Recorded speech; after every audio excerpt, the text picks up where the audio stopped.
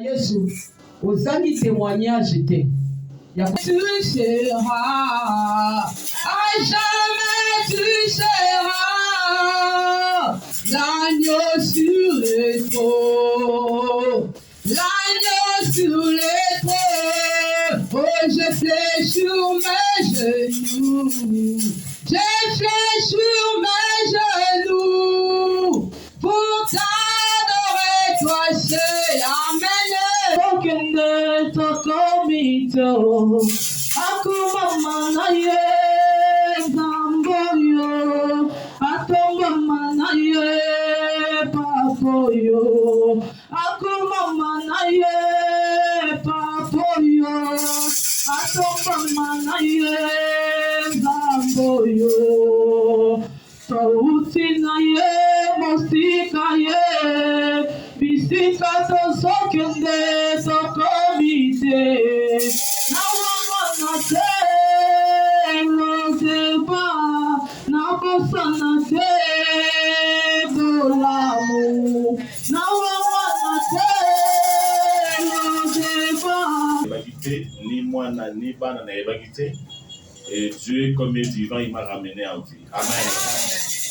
Donc, par rapport à l'état qui, c'était un miracle. Mais nous avons besoin de bien par rapport aux gens qui n'ont pas bloqué, au pays qui bloqué, mais Dieu m'a ramené encore en vie. Et nous, c'est Dieu qui m'a ramené avec un pasteur Assouma qui m'a dans le bon la prière, gauche et droite, et à soutenir Ngaï, qui m'a ramené encore en vie. N'a pas besoin de témoigner plus long, mais pour vous dire que Dieu m'a ramené en vie. Je suis embêté, mais ROP, Nassina Polaki.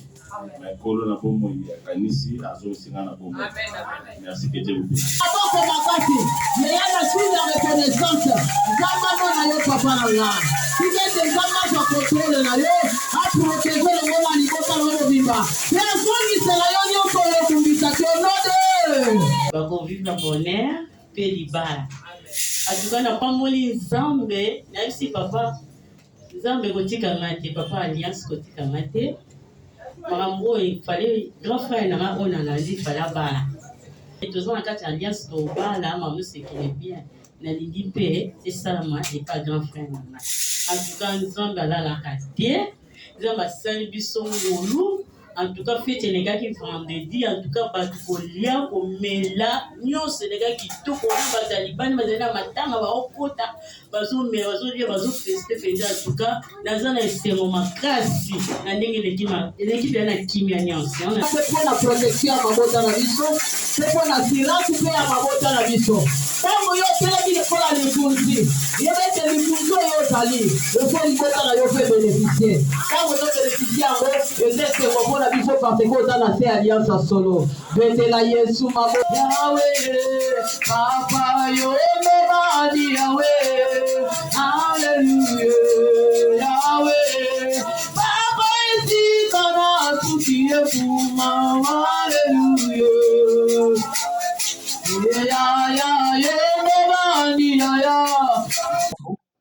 Ya kotelema lisusu liboso na bino parce que vous n'êtes pas n'importe quel peuple. Po ete bozali libota nyonso tute, mais le peuple de Dieu. Bozali libota ya Nzambe qu'il a acquis batu oyo nkolo apona pe abongisa au travers du sacrifice de son fils Jésus-Christ. Kolandisama mbeka na nzela na Yesu Masia. Que l'honneur et la gloire soient rendus à notre Dieu. Ebongo kombo pe masanzoli ezonga epai na nkolo. Nous disons également merci à notre papa Mozart. Topesi pe papa na biso Mozart Matondi pour la marque de confiance. Na lolenge apesi biso penza limemia pe ayebi kotosa biso qui manifeste à notre modeste oyo azali kolakisa na biso. Merci beaucoup. Matondi nkolo. C'est vrai, nous sommes en train d'aborder un thème très important. Tozali vraiment kolakisa biso bateya moko ezali vraiment ya monene pe ya malamu. Ça fait pratiquement plus de 2 mois. Ezali vraiment basanza déjà mibale. Nous sommes en train d'aborder un thème important sur la révélation. Tozali kolobela vraiment mama ya likambo oyo etali emonise. Pourquoi la révélation? Pona nini emoniseli? Pourquoi? C'est-à-dire quel est le but de la révélation de la vie d'un homme? ebongo musala ya emoniseli ezali nini na bomoi na bato. Est-ce vraiment important que la révélation puisse opérer dans nos vies? Esengeli kaka emoniseli esala misala na bomoi na biso. Donc, ce sont ces petites questions que nous allons essayer de répondre aujourd'hui. Yango nde ezali mama ya likambo oyo tozali koyanola vraiment lelo. La Bible déclare ceci: makomi na Nzambe elobi boye, un peuple sans révélation est un peuple sans frein. ebongo libota oyo ezangi emoniseli ezali libota oyo bazali kotambwisama na libunga. Dans le psaume chapitre 130, verset 119, verset 130, ebongo na mukanda na psaume chapitre 119, verset 130, 119 130, la Bible déclare ceci, que la révélation de ta parole est claire. ebongo emoniseli ya maloba na yo nde ezali kopesa polele. Elle donne instruction aux sages. ezali vraiment kopesa mongoloto na bato oyo bazali kobongisama. Avant d'aborder notre thème, ebongo po tobanda oyo ezali mama ya likambo na biso, nous allons faire un pas en arrière. esenge na biso tozongana. Dieu est un Dieu travailleur, c'est un bosseur. ebongo Nzambe azali pena Nzambe ya mosala. Ce n'est pas un Dieu qui ne fait rien mais qui travaille. ezali Nzambe oyo avanda kaka bongo te, mais azali Nzambe oyo azali kosala mosala. Donc toi et moi nous devons travailler également. ebongo ngai na yo esengeli tosala malamu mosala. La Bible déclare makomi na Nzambe elobi boye, que ceux qui s'approchent de Dieu moto oyo azali kopusana pembeni na Nzambe croient que Dieu existe esengeli andima malamu ete Nzambe azali, et qu'il est le rémunérateur de ceux qui le cherchent. azali mofuti na bato oyo bazali koluka ye. Donc, nzokande quand nous cherchons Dieu, nzokande ntango tozali koluka Nzambe c'est pas vainement. ezali vraiment ya pamba te, Il y a un salaire, ezali vraiment na lifuti, un double salaire. ezali na lifuti mibale. Les apôtres ont posé la question au Seigneur. Un des disciples a posé la question au Seigneur. ebongo ezalaki na bayekoli moko na bango atunaki nkolo motuna, Nous qui avons tout abandonné, qu'est-ce que nous allons avoir? biso totiki misala na biso nini tokoki kozwa lokola libonza na biso. Jésus a répondu, ebongo nkolo ayanoli boye, dans le temps présent, ebongo na eleko oyo vous aurez beaucoup plus.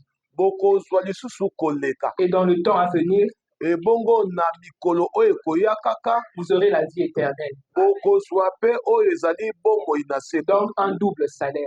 tokozwa balifuti mibale. Il n'y a que Dieu qui peut opérer cela. ezali kaka Nzambe nde akoki kosala mai nyonso wana.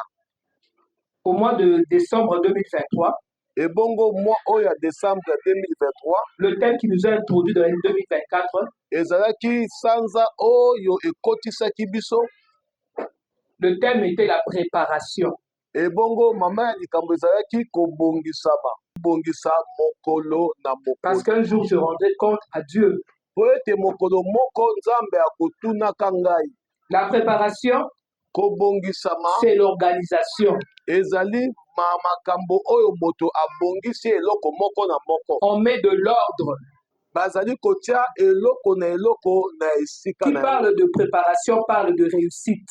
ebongo moto oyo azali kobongisama azali moto oyo pe azali kozwa elonga. Une personne qui se prépare échoue rarement ou n'échoue presque pas. ebongo moto oyo azali kobongisama aliebaka toujours kolonga me akakamaka te. C'est-à-dire c'est une personne qui a une vision, azali moto oyo azali na emonisi, qui voit au-delà azali komona mosika, et qui se prépare en conséquence. azali nde kobongisama deja libela. Donc, tel que je suis venu, lokola ngai na ye je vais obtenir quelque chose de la part de Dieu. esengeli na ngai nazwa eloko moko ezouta epai na Nzambe. Dieu va me récompenser Nzambe esengeli ayeba kofuta parce ngai qu'il est fidèle.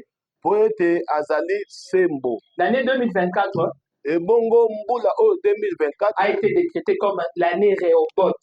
yango nde elobisami ke ezali ane oyo tobengi yango Rehoboth. Nous puisons ce thème dans le chapitre, dans Genèse 26-22. ebongo tozwaki mama ya likambo oyo na Genèse chapitre na yango 26 verset 22. On nous relate l'histoire d'Isaac.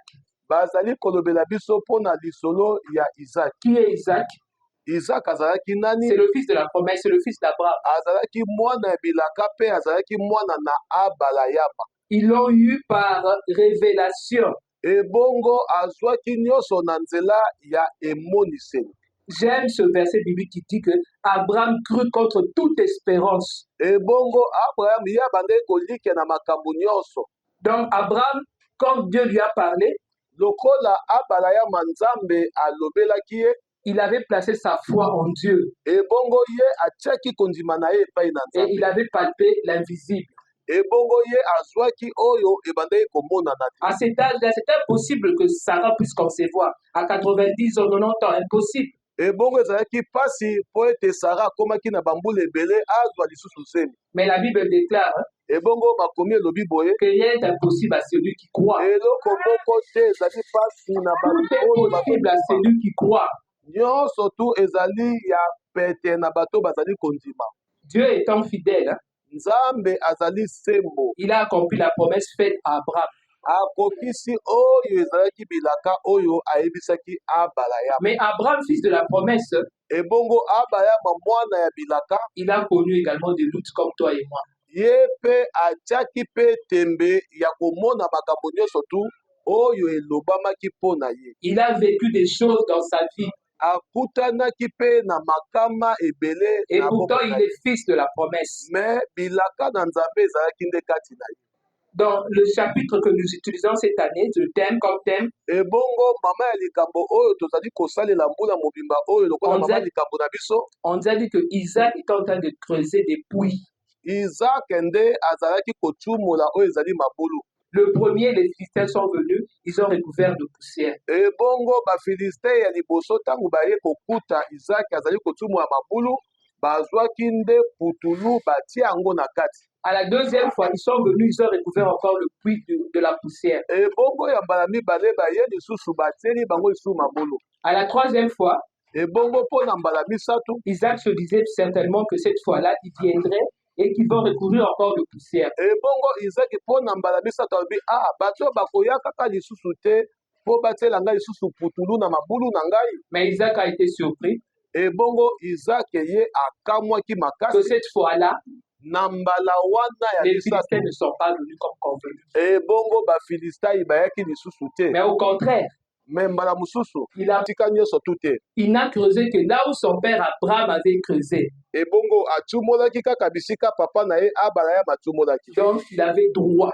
na kati na Il n'y a emoniseli, plus de tabou, il n'y a plus d'interdit. ebongo ezali na eloko moko te oyo ebombami mpe eloko moko te oyo epekisami. Dans la révélation, na kati na c'est emoniseli, Dieu lui-même qui se révèle. ezali nzambe ye moko nde azali komona. Donc, Dieu nous dit, ebongo nzambe alobi cette année 2024, 2024 il veut nous faire du bien. alingi asala biso bolamu, Il veut essuyer nos larmes. alingi apangusa oyo ezali mpinzoli ya misu na Il biso, veut nous ôter de toutes ces limites que nous avons, de toutes ces bornes qu'il y a dans nos vies. alingi alongola nyonso ezalaki bandelo oyo ezalaki na bomoi na Il veut maintenant l'élargissement, la progression. alingi bofongwami mpe bokei liboso. Comme il a dit que je souhaite à ce que tu prospères à tous égards. kaka ndenge azali koloba ete nazali kolinga ete bofungwama mpe bofuluka na makambo na bino nyonso. Donc 2024, 2024 c'est l'élargissement, ezali nde c'est bofungwama, l'expansion, ezali nde c'est kofungwama, l'accroissement ezali nde kofungwama mpe bofuluki, avec deux mouvements, ezali nde na lolenge mibale, la multiplication et l'addition. ezali kaka kokomisa biloko ebele, Il n'y a pas de division, il n'y a pas de soustraction. Non. ezali nde Ce n'est pas le kokabola langage de te, Dieu, ce n'est pas ce que ezali Dieu nous a dit. kokabola te, ezali mpe kolongola te. Dieu a dit que Dieu, il est au-dessus de toute loi. Po ete nzambe azali likolo ya mibeko C'est nyonso, lui le maître suprême.